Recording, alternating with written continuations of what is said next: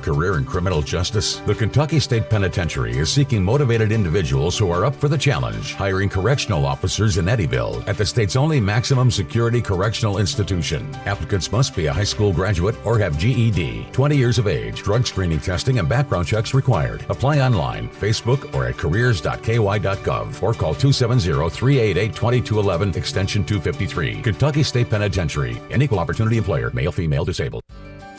Do you experience fatigue, sadness, difficulty concentrating, or disruption in your sleep schedule during the winter season? The condition is known as seasonal affective disorder, or SAD. The team of medical professionals at Health First Community Healthcare is available to discuss treatment options with you. Call 1-877-667-7017 to schedule your appointment. Caldwell County presents some of the highest quality farmland in the state of Kentucky, and that all starts with the farmers who take pride in their industry. This is Kelvin DeBerry with Bollinger Real Estate and Auction. It's our team's mission to build better relationships and assist the Caldwell County ag community the best we can. Bollinger Real Estate and Auction, real estate solutions with a passion for people. Thank you. Thank you. Thank you. Thank you. Without you, it wouldn't have been possible. We're proud to announce that WPKY has received the prestigious Community Service Award from the International Broadcasters Idea Bank organization. This award recognizes the importance and value of making the community a better place to live. It's special for WPKY to be recognized by our peers, but it's more important that you listen, and even more important that you support our community. Thank you. Rhonda Stone and the ladies of the Joshua Tree Boutique in Princeton want to thank you for your years of support of their small business. They can only survive because of you. Thank you so much from the Joshua Tree Boutique, and they wish for you the happiest New Year. Why support local? Locally made products. Local business owners often sell local products, which helps preserve our community's distinction and creates more local jobs. The Edge Media Group urges you to support local every chance you get. Hancock's Neighborhood Market. Take the short drive to Cadiz and pick up all your favorites. They love their Princeton people. Chick-fil-A of Hopkinsville wants to salute the outstanding achievements of our area student-athletes. Each week, a student-athlete will be chosen based on academics, athletics, and achievements. Watch for the Chick-fil-A AAA Young Person of the Week at yoursportsedge.com. Academics, athletics, and achievements at Chick-fil-A AAA Young Person of the Week at yoursportsedge.com.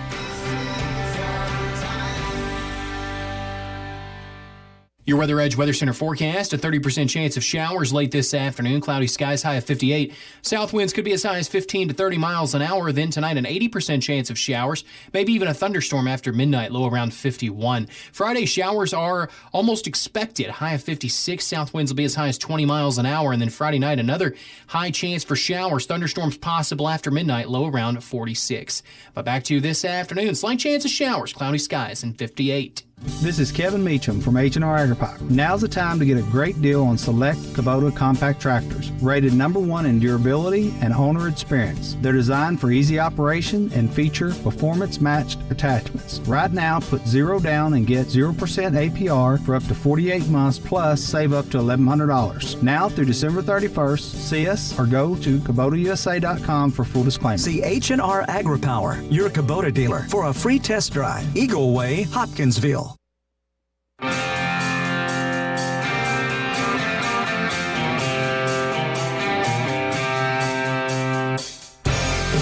It's time for your SportsEdge.com Sideline Report with Todd Griffin. Talking sports and more here on 1580 103.3 WPKY and worldwide at WPKYOnline.com. Here's your host, Todd Griffin. Good morning, everyone. The Sideline Report is on the air from 1035 West Main Street in Princeton. It is Thursday morning and busy studio this morning as we have Gary Goodacre and Chris George both joining us in the studio today. Chris, it's so great not to have you on the phone line. Yeah, you know, that's the beauty of having a Christmas break. You can just get up early and drive to Princeton. And Gary, it's always great to have you back in the studio too. It's a joy to be here. I'm glad that you asked me. I'm looking forward to wrapping up this year with what I believe will be the biggest show of the year, no doubt. Yeah, it's the year-end show. It's the last show of 2022. And, a whole nother year coming up next week and lots of sports things going on. We have a top 5. And, Chris, this was kind of your idea, so I'm going to let you tell everybody what our top 5 is today. Top 5 this week, folks, is going to be the top 5 places you'd like to see a game or venues you'd like to see a game. For us, like everything with us, we had to discuss the parameters of what like or liked means. Is it somewhere that is currently in existence or somewhere that no longer exists and you didn't get to see a game? So I think it's going to be interesting because we all have a different take on it. Well, and I think ultimately we just decided that everybody could kind of have their own take, and whatever your top 5 is whatever your top 5 is. So, Gary? I went with places that are no longer currently being used. So when you hear mine, there are clearly some places I'd love to go, but they're still available. So that's why I'm not using them. So lots of things to talk about, and we'll let you wait on that top 5 a little while. We're going to go ahead and get to a break on the show. We'll come back and have more right after this here on 1580, 103.3 WPKY. Today's society is dependent on electricity. The Princeton Electric Plant Board has what you demand for electricity anywhere, anytime at the required level of quality. They work to ensure our community's power system has the resources in place for reliability today and into the future. Their work and commitment has reduced the frequency and duration of power outages with a reliability rate of 99.9%. Princeton Electric Plant Board, bringing our customers safe and reliable energy. If you're involved in an auto accident, it's your choice where your vehicle is repaired. Some insurance companies refer you to pro shops because they give the insurance company discounts. But with those discounts, the insurance company has input on the parts used and might not always use what is best. At Trice Hughes Body Shop, they're not partnered with an insurance company, but they give the same lifetime limited warranty to the person who owns the vehicle at the time of repairs. Visit Trice Hughes in Princeton for your vehicle repairs. We believe you want to make wise financial decisions and live generously. At First Southern National Bank, we are making that even easier. Banking should be convenient for you and your schedule. With our new ITMs, a video teller is available to assist you with almost everything you could do inside a bank or at an ATM. You don't have to get out of your car, and the ITMs will offer extended hours, making it easier to deposit checks, withdraw cash, and more. Learn more about ITMs at fsnb.net. Member FDIC, Equal Housing Lender. At Goodwin Insurance, they select their insurance companies the same way you do, very carefully. When you work with the agents at Goodwin Insurance, you can count on receiving fast, courteous professional service with quality protection. You deserve someone that provides comprehensive coverage and is working alongside you in your community. Contact them today for a quote. Goodwin Insurance of Princeton, Cadiz, or Marion, or online at insurewithgoodwin.com.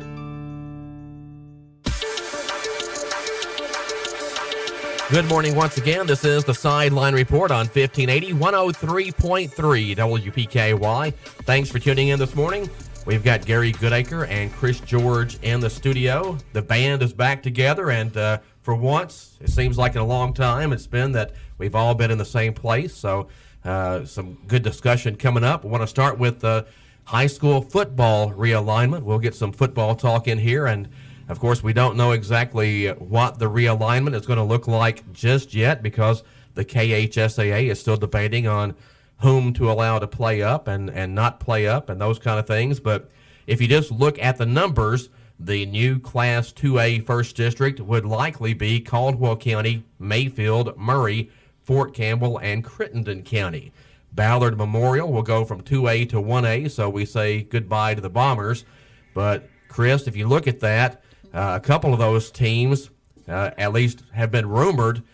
Crittenden County and Fort Campbell, folks are saying that they have requested to play up to 3A. So if that's the case, the First District will have an interesting look for sure come next year. I don't necessarily think that's a bad idea on their part. If it were me, I would definitely be thinking about trying to play up to 3A. I think 3A is potentially gives you a little bit more opportunity to be competitive, especially with Tillman going up to 4A, and you got to think Union will come down a little bit and get away from Mayfield. I was going to say the elephant in the room, Gary, is get away from Mayfield. Yes, but Crittenden, I think, is making an interesting choice because if they were allowed to play up into 3A, they would be joining Union, Trigg, and Webster in the junior pro league that they play in. So what they would be able to develop, Crittenden, is they would be able to develop, other than Caldwell, if Caldwell has not been rumored to move up, they would say, look, these are your rivals. These are the teams you're going to have to beat for district titles. And I think that would be something to help Crittenden because that's more natural to them than Mayfield and Murray and potentially Fort Campbell. They don't have a lot of natural rivalries with those schools. So if I were Crittenden, I definitely think they're making a logical move. As for Fort Campbell, I'm really not sure their motivations. Maybe they think that they're just trying to figure out a way to get closer travel because Mayfield is a pretty far haul and Murray is a pretty far haul for them. Well, if you're looking at it from Fort Campbell's standpoint, you're not just going, oh, man, we're in the district with Mayfield. You're also thinking, oh, man, we're in the district with Murray, and, oh, man, we're in the district with Caldwell County. So they're kind of stuck no matter which way they look. Yeah, I don't really know any insight toward Fort Campbell. I know that Fort Campbell has a hard time developing continuity with players. Every year they could be shipped anywhere, somebody shipped in, and that's difficult because you're trying to usually try to develop a quarterback and then a JV quarterback, and you just don't know if you're going to keep them. Yeah, what kind of an offense can you run? It has to be fairly simplistic so that when your talent comes in, they can be assimilated very quickly. So I really don't know what Fort Campbell's trying to do. They always seem to have athletic players due to having, military backgrounds and emphasizing that is part of their family structure. But other than that, they really just haven't seemed to have much going for them in athletics compared to what they had been in the past when they had two runs where they won like 3 out of 4 state titles, one in the 2000s and one like a 70s or 80s. So there's tradition, but it comes in chunks. But how much of that is their better players now are going to the Clarksville schools and not staying on base? Yeah, that's the other factor is that you're going to lose to the Clarksville schools. So I think maybe they're just looking at it pragmatically from maybe we just got to pick up more wins. And as you said, Caldwell historically has beaten them pretty well, as has Murray and Mayfield. From a Fort Campbell perspective, though, we have to remember they missed a season.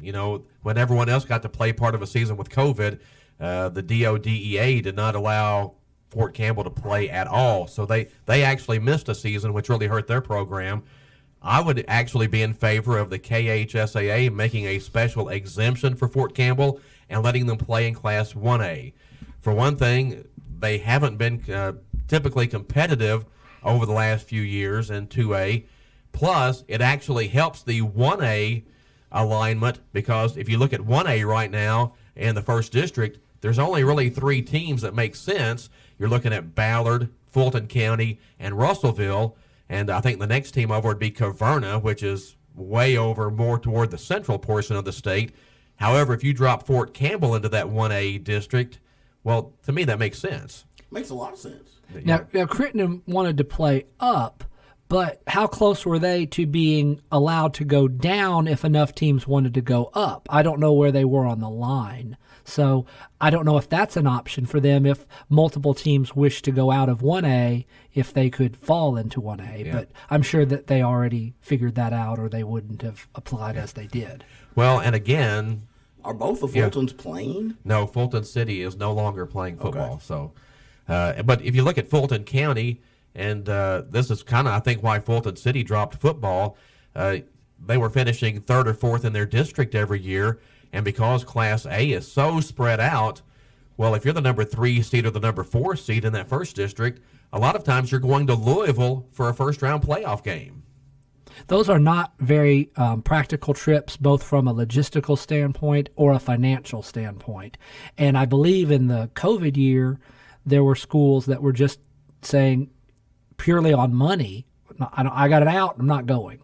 So this could be a situation where their proximity to the playoffs could be one of the reasons they just decided to disband it. Yeah, I mean, typically you don't get permission to play down, but to me, doing that for Fort Campbell would make a whole lot of sense. I mean, it's just they've been in a special situation. I mean, if you take a year away from anybody's program, they're going to struggle no matter what kind of success they had or did not have prior to that. Very true. Yeah. Well, and if you're talking about Caldwell County in Class 2A, I think Caldwell County likes the rivalry with Mayfield. I think the general thought is that if you're good enough to beat Mayfield, you're good enough to go out and win the state. And if you're not good enough to beat a Mayfield, you're not going to get very far in the playoffs anyway. So I think Caldwell is content with staying in Class 2A. There was some outside talk maybe about Caldwell County considering 3A, but the coaches and the school I don't think have any interest in looking into that route. I think they're fine in Class 2A. So it's just going to be interesting to see how that 2A district ends up finishing up because, like we say, Ballard Memorial is going to be gone. Fort Campbell and Crittenden County we don't really know about.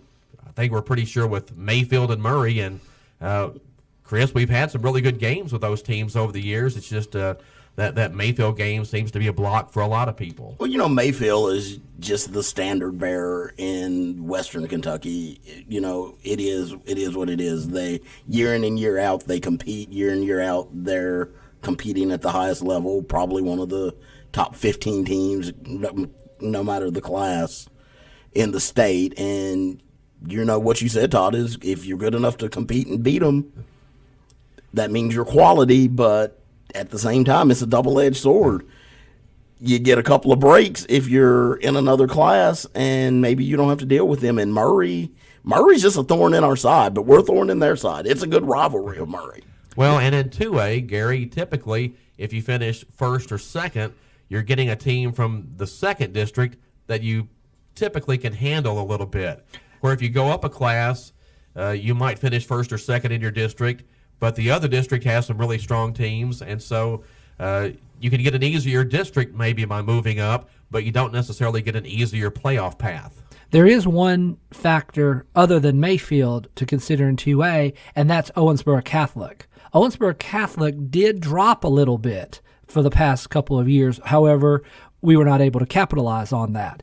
This is because the third round RPI takes over, and you are not guaranteed. Let's say, for sake of argument, Caldwell and Mayfield have years where they're better than everybody else in that district. Well, if that were the case, then they'd be the last two standing down here, but they wouldn't be forced to play each other in round 3 because the 4 westernmost teams would be seeded by RPI, and it's possible that you would actually avoid Mayfield. In fact, I believe one of the state championship games this year was 2 teams from the same district because the way the RPI works from third round on, you could be bracketed opposite. So I think the school may be thinking, look, if we can get anywhere near Mayfield and pass OCAF, then we may never even see Mayfield for quite some time. So it really is not just Mayfield you have to consider. It's can you beat anybody in that second district? Typically this time of year we would be talking about the schedule for next year and what's coming up, but until they get the realignment plan situated, it's going to be difficult for coaches and ADs to sit down and hammer out a schedule because those district games typically have to go in certain dates. So if Crittenden County were to become a district opponent, you might have to redo that game. You have to look at some other things. Christian County is going to go to 6A in anticipation of the consolidation over there. So do you want Christian County still on the schedule? Do you want Hopkinsville for a 1-year deal and then have to find somebody else for 1 year to finish out the 2-year contract? Typically the schedules are set on 2 years, so a lot to consider if you're trying to put a schedule together right now. I mean, you can't really get too far along. If you wanted Hoptown, about the only way you can do it that I would see is you'd have to have some bowl game as a 1-year one-off that would be early in the season to counteract it. But other than that, or going out of state, I see taking the Hoptown game, if we're assuming that that's the one that disappears from the schedule, as a big hole in your schedule that's going to be very hard to fill. Yeah, and Chris, we've talked about this before. It's getting more difficult to find teams close by to play because it seems like there's been a lot of consolidation and there aren't as many schools. But I don't think Caldwell County or Caldwell County fans want to make another trip to Greene County like we had to what was it, 7, 8, 9 years ago to get a game in. I want to go to Greene County. Well, there's always that side trip, the side trip to Campbellsville and Druthers. Correct. I'm here for it. But you're right, Todd. I think it's getting tough. But you've got to factor in with Christian County, they're going to be a super school in a couple of years. And if you get them on the schedule, you're ever really going to be able to get them off. And I don't know if you want to deal with that. I think there's some schools that we just haven't played in a while that are really some logical opponents. I think Marshall County is a logical opponent. I think Russellville is a logical opponent.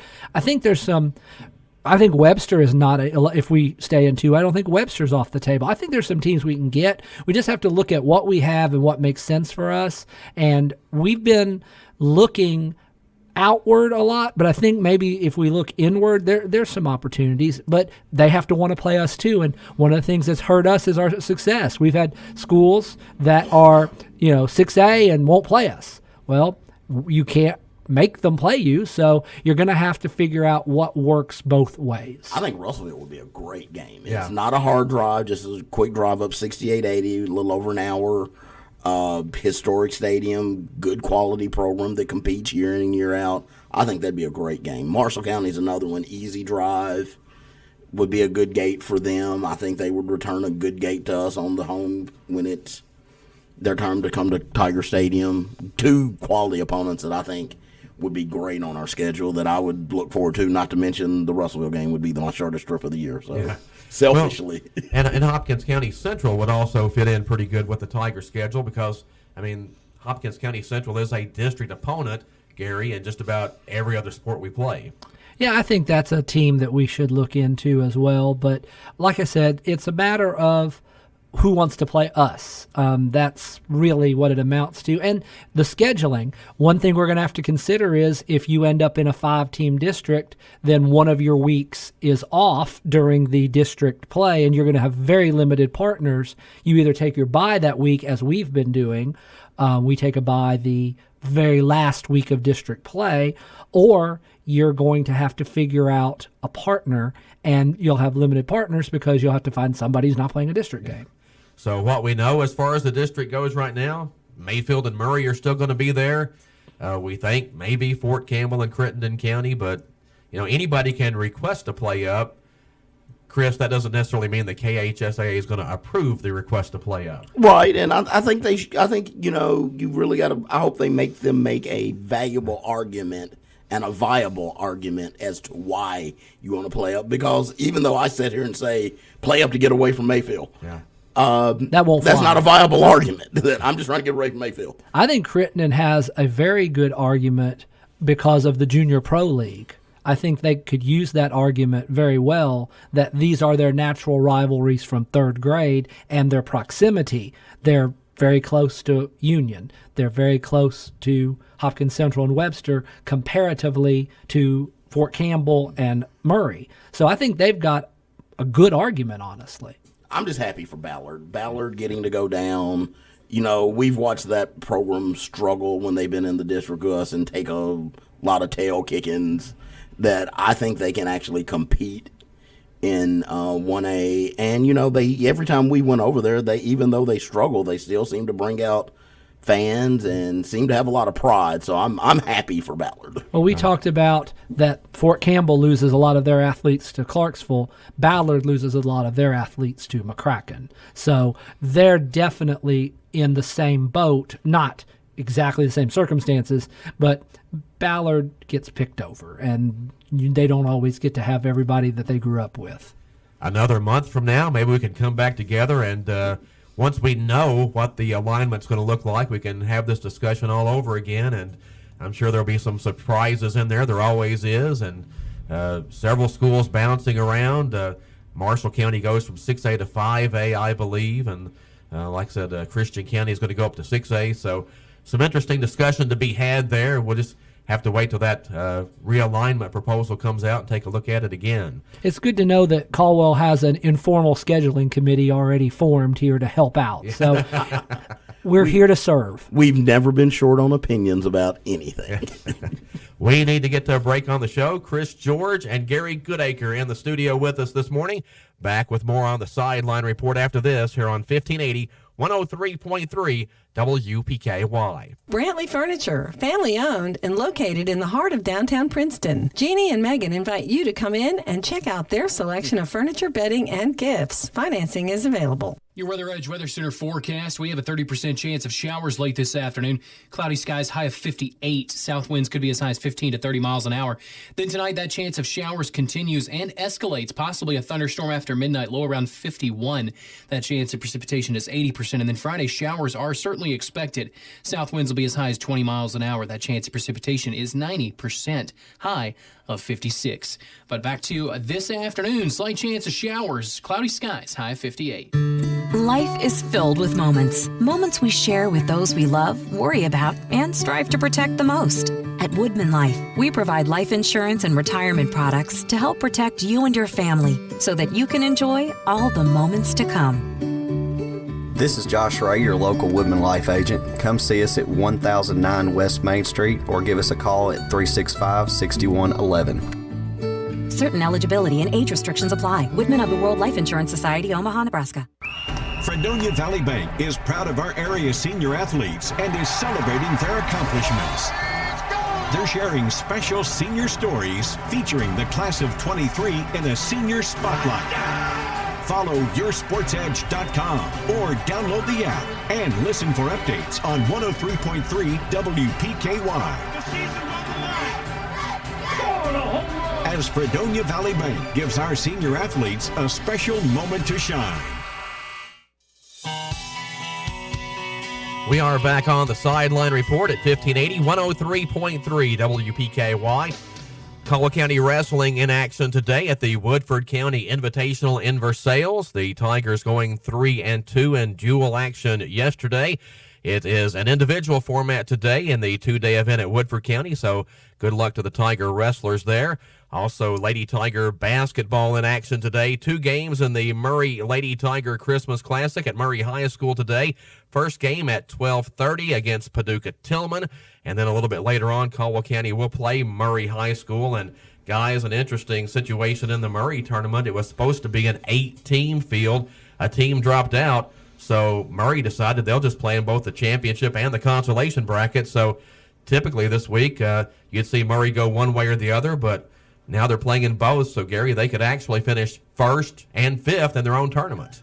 Well, Murray figures out how to do things very cleverly. But honestly, this was to the betterment of everybody because it gave everyone 3 games. Yes. They'll get 4 no matter how it slices out. But with the weather, they probably lost one anyway. And you always over-schedule for all A since they're an all-A school. I'm sure they can fit it in their schedule, and I commend them for being creative and willing to do that. Well, minute. And talking of basketball, nobody knows how much it pained me last week to have to say that the West Kentucky Hoops Classic was canceled. We did get in 3 games and 1/4 of another one, but the weather would just not cooperate. And, I know how much hard work everybody puts into lining up that thing. And, Chris, I told everybody that I think I jinxed it because I spoke for so long about how that was the best field they had and how great it was going to be. And I think I just said that one too many times and the weather got us. Well, Mother Nature had other plans, and when you bring in those quality out-of-state schools, a little bit blip in the weather. I mean, you look at the schools trying to get south to Florida that had to spend hours at Nashville Airport. Yeah. It just gets tough. I just hate it for the teams that actually made the trip here, showed up in good faith, ready to play, and we just couldn't get the games played because of the weather. But, East St. Louis showed up for the first time ever in Princeton. They got to play a quarter, so it's kind of tough. But I think that they were understanding, and I don't think it's going to dampen the enthusiasm for the 2023 Hoops Classic. And if a school doesn't want to come for that, I'm pretty sure Torrey can find a replacement. Oh, yeah. Well, and most of those schools were understanding. I didn't hear anybody complain about it. Those schools travel a lot, and weather happens. I mean, you just, first time we'd ever had that issue with the West Kentucky Hoops Classic, and hopefully we never, ever have it again. So, but the last completed game, another double overtime. So yeah. I will say this. I know Tori has the input in those matchups, and I'm sure it gets help as well, but he's usually spot on like. He gets them to play teams of equal quality, and the games are usually fantastic. Yeah. Moving on, we did promise everybody a top 5. Once again, it's top 5 sports venues you would have liked to have seen a game at, and we're going to let Gary go first with his top 5. Well, you may hear some of these again, but I'm pretty sure my 5, I don't think either Chris or Todd's going to have. Now, you said game, so I interpreted it as sporting event. Yes. That's the way I went, too. I'm going back millennia. Circus Maximus in Rome. I want to see chariot races, legit chariot races. I want to go back in time and just experience a culture so different from ours. I want to see what it took to have a Colosseum-like environment. And I want to go all Ben-Hur on us here, and I want to see that. So that's something I do. Since we can go back in time, let's just get in the time machine and go way back. All right. All the others are more typical. Number 4 would be the old Yankee Stadium because of the history. You're going from Babe Ruth all the way to Derek Jeter and all the Hall of Famers in between. The history, think of the opponents you'd see. I would have loved to have known that was truly the house Ruth built. Number 3 is the old Boston Garden. The thought of seeing Havlicek and Bill Russell, Larry Bird, you know, all of those classic teams, the heat, how it didn't have the air conditioning, the sweat, those Laker games in the 80s in the finals. How could you not want to see a game on that parquet? Number 2, Texas Stadium, the legitimate one that we all saw as kids when Dallas came on, and the hole in the roof so God can watch his favorite team. You could see Roger Staubach. I'd love to have seen him play. I'd have loved to have seen Tony Dorsett, and then, of course, even the triplets that we had when they won the 3 championships. And number 1, what may surprise you, but I'm going to go a little more local here. I wanted to see a game in Stoll Field. With the old UK, where Bear Bryant was coaching. I'd like to see the Bear when he was there. We had some players in the 60s from Caldwell. And, of course, what game would I have wanted to see in Stoll Field more than a UK game even? The 1963 championship was held at Stoll Field. So I would have loved to have seen and experienced that environment. That is an interesting list. Yeah, pretty good top 5 there. Thank you. All right, Chris, let's move right along, and let's hear what you came up with. Well, I never can play by rules, so my top 5, I always have to have a couple of honorable mention, and I went honorable mention. Todd will appreciate this more than Gary. Mid-South Coliseum. I mean, well, it would have been great to see old school Memphis Championship Wrestling on a Saturday. I need to change my top 5. That would be awesome. That would be awesome. That would be awesome. I'm a baseball stadiums guy, and one stadium there's a lot of great ones, but it's just something about old Tiger Stadium with that double deck in the outfield, the overhang. I would have loved to just, when you see pictures of it, I was like, I missed that one. And then another honorable mention I had was Texas Stadium. Like you said, God's favorite football team, and, it's just something special about that. But number 5, the Miami Orange Bowl, the original. Wow. I mean, see the Canes in the 80s Miami Hurricanes. It had to be something special to be in that place to watch them. Number 4, the Lakers at the Great Western Forum. You had the Boston Garden, I had the Forum. And I've driven by the Forum many times, and I'm like, I hate that I never got to go to a game in there, because the Forum was an experience. It wasn't just, after the game it turns into a nightclub. Come on. Number 3, as a Steelers guy, I would have loved to went to Three River Stadium to see all the Steeler grades and to hear old school Steeler fans talk about how special Three Rivers. Yeah. I hate that that's somewhere I never got to go, which leads me into number 2, Fulton County Stadium. The parking lot of Turner Field was old Fulton County Stadium. The fence, the piece of the fence where Hank's home run went over was still there. I think it hopefully is still there. And, it would just been awesome to take in a game there as a baseball guy. And number 1 for me, the Houston Astrodome. Wow. A sports venue that becomes a pop culture icon. Well, how can you not want to be in the Astrodome? Are you talking when they still tried to have actual grass in there, or later on when? Well, AstroTurf, come on.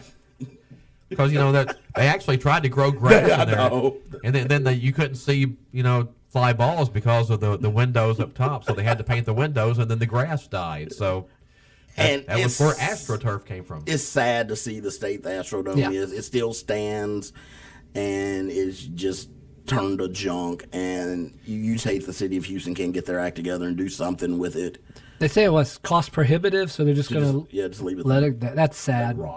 The eighth wonder of the world, the Astrodome. A lot of those would have been on my honorable mention, but I play by the rules. I never play by the rules. All right. Well, it's Chris's topic, so I mean, it's kind of his rules, I guess. So but I said 5. So 5 equals 7. Okay, as long as I need 5 equals 8. Good to know. I think if I was going to have an honorable mention, aside from the Mid-South Coliseum, it might be Lambeau Field, which didn't make my list, but I certainly considered it. Although, Gary, at number 5, I did have the Coliseum in Rome. So I was kind of thinking along the same lines that how cool would that be back in the day, to see it in its glory and whatever's going on in there at that point, the chariot races or whatever, that would be awesome. I don't know if I'd like to see the lions eating people, though. Okay, that may be a little more than I can that, handle, but hey, you do you. I'm thinking more of the Ben-Hur kind of thing, Okay, my number 4 is St. Andrews Golf Course. I thought I would try to sneak that one in. It says sports venues, so I would really, the home of golf. So yeah, that's a sports venue. Okay, my number 3 is going to be Sportsman's Park in St. Louis for obvious reasons. And it hosted every game of the 1944 World Series.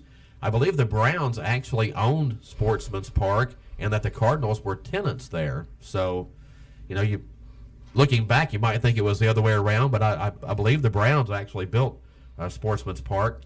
Number 2 for me is Ebbets Field, the Brooklyn Dodgers. I mean, how do you get any more historical baseball than that?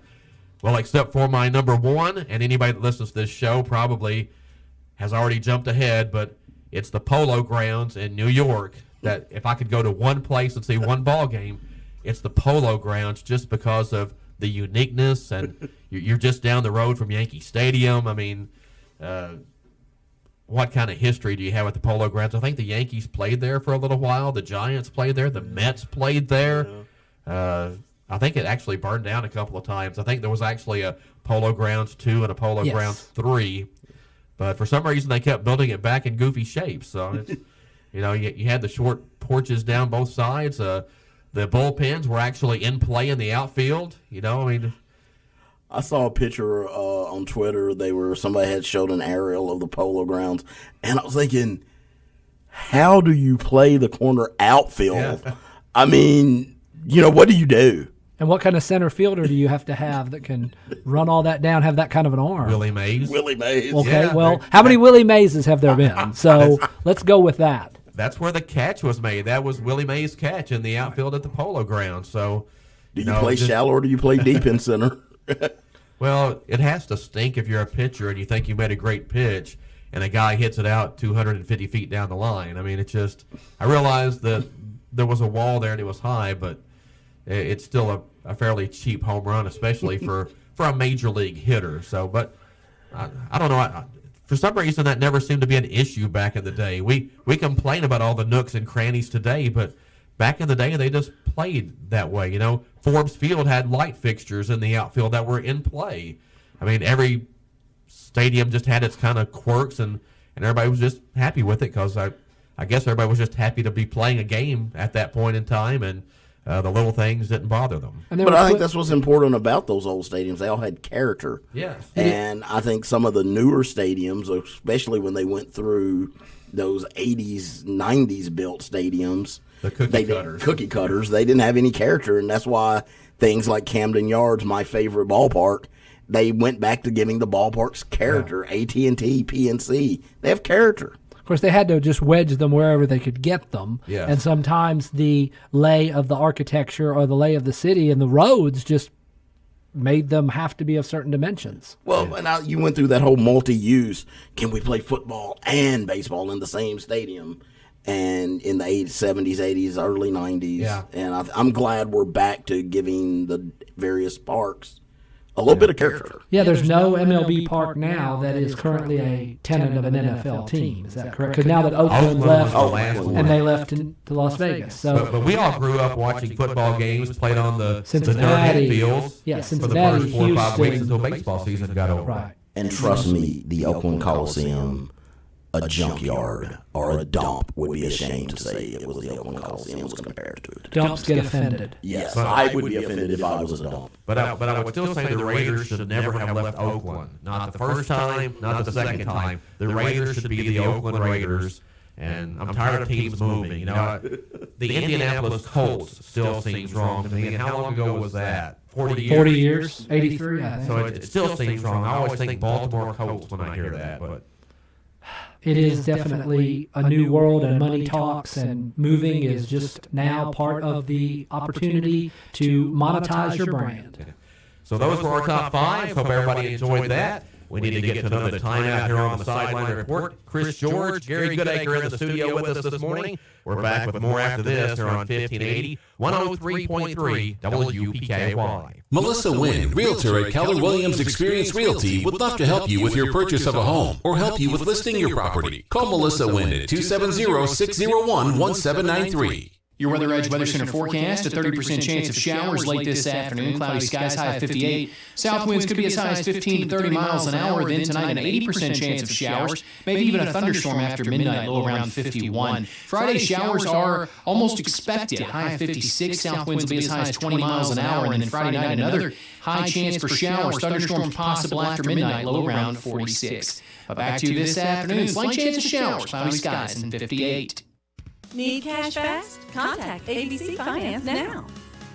The hustle and bustle of the holiday season is stressful enough without adding financial worry to the list.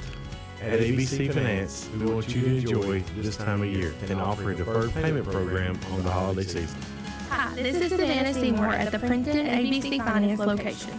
And this is Todd Morris at the Hopkins location. Make this season the best ever with the help of ABC Finance. At ABC Finance, we provide loans up to $15,000. Decisions are made quickly, usually within an hour. Our commitment is to make the loan process quick, easy, and stress-free. We can even consolidate all loans into one easy payment.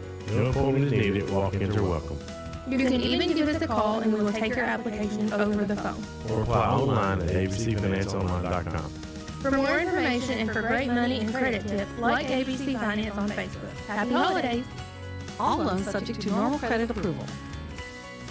Hello, this is Brad Harrelson with First Southern National Bank. There is little doubt that many are facing financial hardships in our country today. The statistics can be startling to look at, with as many as 70% of Americans having less than $1,000 saved for emergencies. While it can be easy to point fingers, the truth of the matter is that many folks lack the basic financial knowledge to avoid these pitfalls. To meet this need, First Southern has provided financial literacy resources so that the people of our communities can be better equipped to face the financial challenges life throws their way. We invite you to explore the Financial Literacy Resource Center at FSNB.net. Member FDIC, Equal Housing Lender.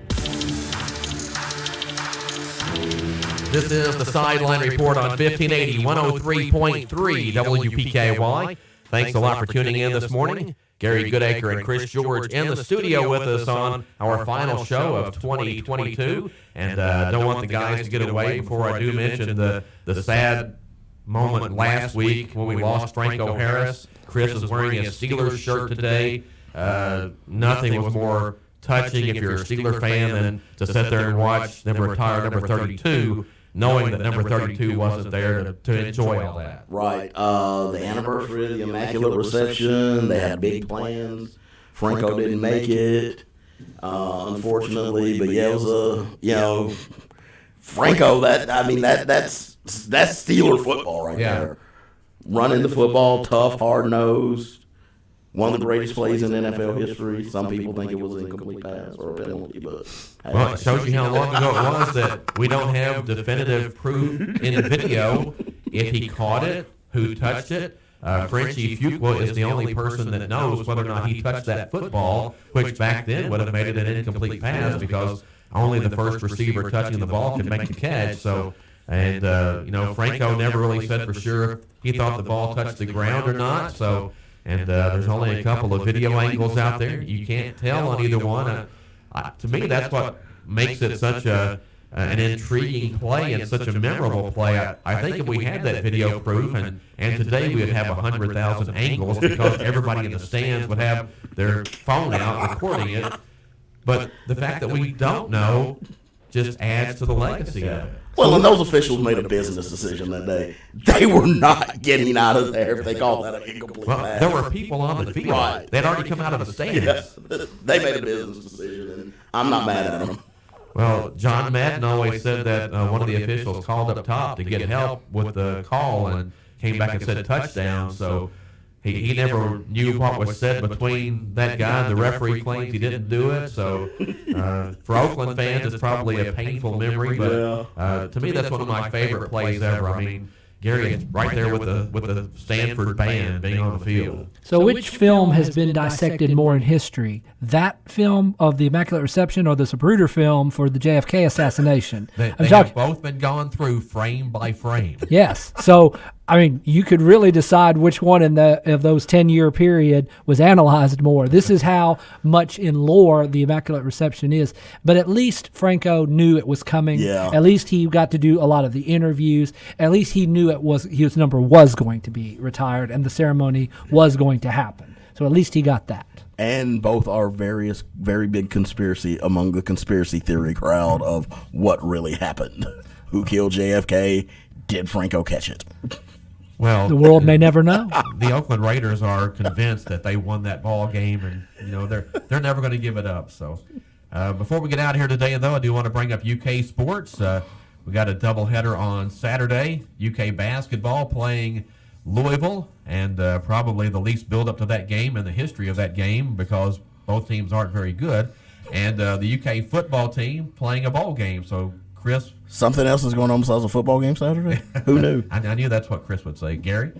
Well, I'm happy that Kentucky is going to go to the Music City Bowl, given the bowl practices for these young players, the ones that are not opting out or not able to play due to injury. So I'm hoping that we get a good look at some of these running backs and linemen. Of course, our quarterback of the future isn't there because he will be coming after the semester ends.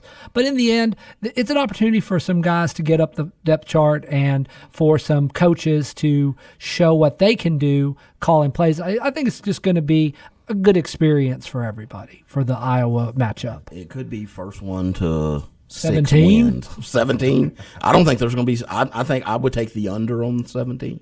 I'm thinking it's going to be. I've been telling Joey Randolph it's going to be 3-2. Wow. Well, weren't bowl games initially supposed to be just for fun, though? It was like a reward for a good season, and you came and you threw some trick plays out there, and you had a good time, and you got to tour the city you were out, and they got to give you some stuff, and you got some free stuff, some swag to take back with you, and you just had a good time. And I think it's more of a recent thing that everybody gets wound up with. Oh, we've got to finish our season with 9 wins instead of 8. And well, I think Stoops' contract says, I think it's serious to him. He got some money on the line. I'll give you that. I think our trick play is going to be a 10-yard out. That would surprise everybody. Yeah, if they throw the ball down the field, they'll probably surprise everybody. But yeah, it'll be interesting. And Kentucky fans in a bit of a quandary if you're going to watch football, going to watch basketball, get a couple of TVs or your laptop, but really getting back to UK basketball for just a minute because we've only got a couple of minutes, but. Really, has there ever been less build-up to a UK Louisville basketball game than this year's? I don't think the Louisville fans are really looking forward to it.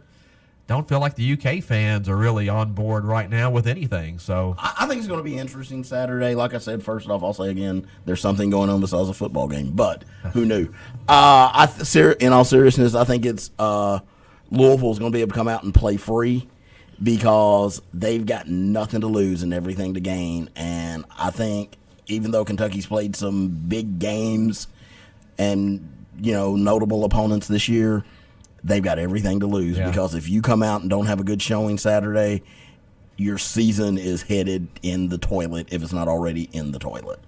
And I believe we play LSU after Louisville, I think on Tuesday, January 3rd. I watched the second half of them playing Arkansas. LSU will get after you, and they've got some guards that'll go to they play physical. That LSU-Arkansas game was just nasty tough. If we don't play tough, LSU can they can play with us, no doubt.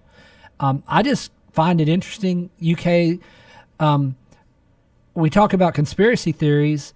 I don't know UK's identity.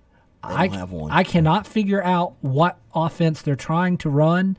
I almost think we should do two things. Let Wheeler go to the rack. Either he hits it or he misses it and Oscar rebounds it. Or we just jack up threes, we miss them, and Oscar rebounds them.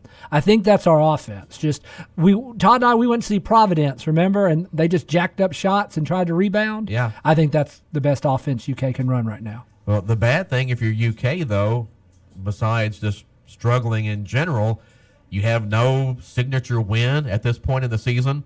And if you beat Louisville, you still don't have a signature win. So danged if you do and danged if you don't. So this team is profiling. If the SEC is what we think it is, then it's profiling to be about, now, what do they play, 18 SEC games now? Yeah. I mean, 10-8. They really do look like a 10-8, 11-7 type of team, because there's some teams that are weaker than Kentucky, of course, but there's some really good teams. And if they go 11-7 in SEC with no signature wins, I mean, they're going to the SEC tournament on the bubble. This is not unrealistic. No, I think you're absolutely right that this is a bubble team, and I don't understand.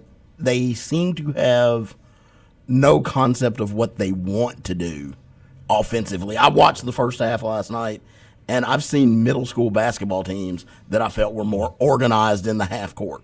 And I believe he just needs to go out and script his plays and say the first 5 minutes of the game, which seems to be their biggest problem, these are the plays we're running, and if you break it off, you're coming out. Interesting times if you're a UK fan. Football, though, in the bowl game, and basketball. Great recruiting class.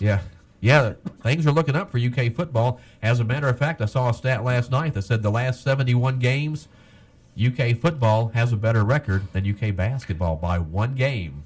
Who would ever have thought that?